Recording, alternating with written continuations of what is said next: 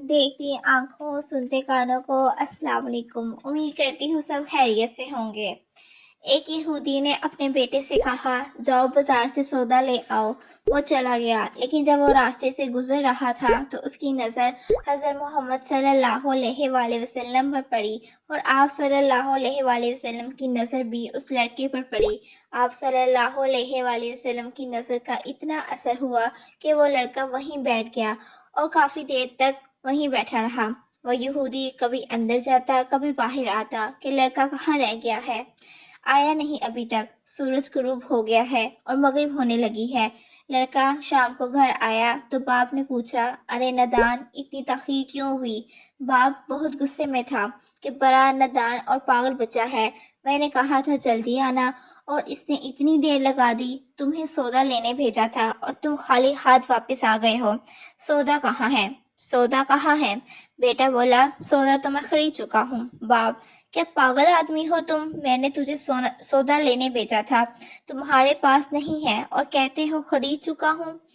बेटा बोला, यकीन करें सौदा खरीद आया हूँ। बाप बोला, तो दिखाओ कहाँ है? बेटे ने कहा, काश तेरे पास वो आंख होती तो तुझे दिखाता मेरा सौदा क्या है। बाबा, मैं तुम्हें क्या बताऊं, मैं क्या सौदा खरीद लाया हूँ। बाप ने कहा, चल छोड़, रहने दे। वो लड़का रोज नबी रहमत सल्लल्लाहु अलैहि वसल्लम की खिदमत में बैठने लगा। वो यहूदी का इकलौता बेटा था, बहुत प्यारा था, इसने कुछ ना कहा। कुछ दिनों बाद वो लड़का बीमार हो गया। काफ़ी दिन बीमार रहा, इतना बीमार हुआ कि कमज़ोरी की वजह से करवट लेना भी मुश्किल हो गया और फिर करीब अलमर्ग हो गया। यहूदी बहुत परेशान था। वो भागा हुआ आया और हजूर सल्लल्लाहु अलैहि वसल्लम की खिदमत में हाजिर हुआ और बोला, मैं आपके पास आया हूँ। आप तो जानते ही हैं कि मैं यहूदी हूँ।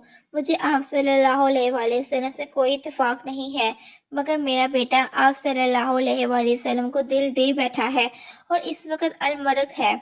आप सल्लल्लाहु अलैहि वसल्लम को रात दिन याद कर रहा है। क्या मुमकिन है आप सल्लल्लाहु अलैहि वसल्लम अपने इस दुश्मन के घर आकर अपने आशिक को एक नज़र देखना पसंद करेंगे?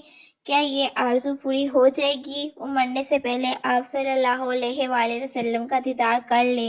वो किसी और चीज़ की आरज़ू नहीं कर रहा। आप सल्लल्लाहु अलैहि वसल्लम ने अपने इसहाब से फरमाया कि तुम लोग भी साथ चलो और जाकर अपने आशिक का दीदार करते हैं और उसे भी अपना दीदार कराते हैं। आखिरी लम्हा है, आंखें बंद होने से पहले हम उसे कुछ देना चाहते हैं। चलो चलते हैं।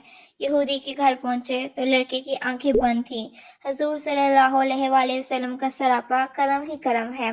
लड़के की पेशानी पर अपना दस्ते मुबारक रखा। लड़के की आंखें खुल गईं, जैसे जिंदगी जिस्म में ताकत आ गई, तवानाई में जवानी आई। आंखें खोली, रुखे मुस्तफ़ा सल्लल्लाहु अलैहि वसल्लम पर नज़र पड़ी। हल्की सी चेहरे पर मुस्कुराहट आई, लब खुल गए, मुस्कुराहट फैल गई। हजूर सल्लल्लाहु अलैहि वसल्लम ने फरमाया, बस अब कलमा पढ़ लो। लड़का अपने बाप का मुंह तकने लगा तो वो यहूदी बोला, मेरा मुंह क्या तकता है? जो कहते हैं कर लो। लड़का बोला, या रसूलल्लाह सल्लल्लाहु अलैहि वसल्लम, मेरे पास तो कुछ भी नहीं। आप सल्लल्लाहु अलैहि वसल्लम ने फरमाया, बस तुम कलमा पढ़ लो, मैं जानूं और जन्नत जाने। तुम मेरे हो, जाओ, जन्नत भी तो मेरी है, जन्नत में ले जाना मेरा काम है। लड़के ने कलमा पढ़ा।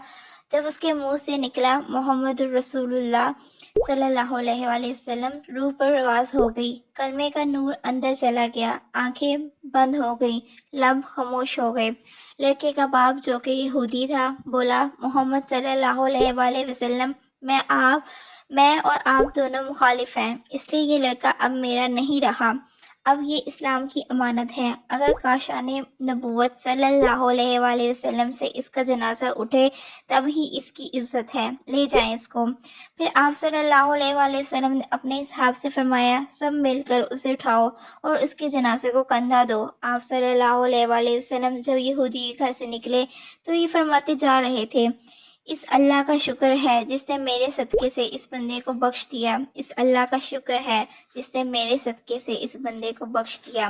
अल्लाह अकबर, क्या मुकाम होगा इस आशिक की मैयत का जिसको असहाबे रसूल सल्लल्लाहु अलैहि वसल्लम जैसी अजीम हस्तियां कंधा दे रही हों اور آگے آگے محمد صلی اللہ علیہ وآلہ وسلم خود ہوں۔ قبر تیار ہوئی، کفن پہنایا گیا، حضور صلی اللہ علیہ وآلہ وسلم قبر کے اندر تشریف لے گئے، قبر میں کھڑے ہوئے اور کافی دیر کھڑے رہے اور پھر اپنے ہاتھوں سے عاشق کی میت کو اندر اتارا۔ آپ صلی اللہ علیہ وآلہ وسلم قبر کے اندر پنجوں کے بل چل رہے تھے، مکمل پاؤں مبارک نہیں رکھ رہے تھے۔ کافی دیر کے بعد آپ صلی اللہ علیہ وآلہ وسلم قبر سے باہر آئے تو چہرے پر تھوڑی زردی چھائی تھی، تھکن محسوس ہوئی۔ صحابہ پوچھتے ہیں، یا رسول اللہ صلی اللہ علیہ وآلہ وسلم، یہ کیا ماجرا ہے؟ پہلے تو یہ بتائیے، آپ صلی اللہ علیہ وآلہ وسلم نے قبر میں پاؤں مبارک مکمل کیوں نہیں رکھا؟ آپ صلی اللہ علیہ وآلہ وسلم پنجوں کے پل کیوں چلتے رہے؟ تو کریم آقا صلی اللہ علیہ وآلہ وسلم نے فرمایا، قبر کے اندر بے پناہ فرشتے آئے ہوئے تھے، اس لیے مجھے جہاں جگہ ملتی تھی میں پنجہ ہی رکھتا تھا، پاؤں رکھنے کی جگہ ہی نہیں تھی۔ میں نہیں چاہتا تھا کہ کسی فرشتے کے پاؤں پر میرا پاؤں آ جائے۔ پھر صحابہ نے پوچھا، آپ صلی اللہ علیہ وآلہ وسلم قبر کے اندر کیوں گئے؟ ہم چلے جاتے۔ تو آپ صلی اللہ علیہ وآلہ وسلم نے فرمایا کہ میں نے اس لڑکے سے کہا تھا تیری قبر کو جنت بناؤں گا، تو اب اسی قبر کو جنت بنانے قبر کے اندر چلا گیا تھا۔ تو پھر حضور صلی اللہ علیہ وآلہ وسلم اتنے تھکے ہوئے کیوں ہیں؟ فرمایا، تھکا اس لیے ہوں کہ فرشتے اور حوریں اس عاشق کے دیدار کے لیے آ رہے تھے اور میرے وجود سے لگ لگ کر گزر رہے تھے، ان کی وجہ سے میں تھک گیا۔ سبحان اللہ۔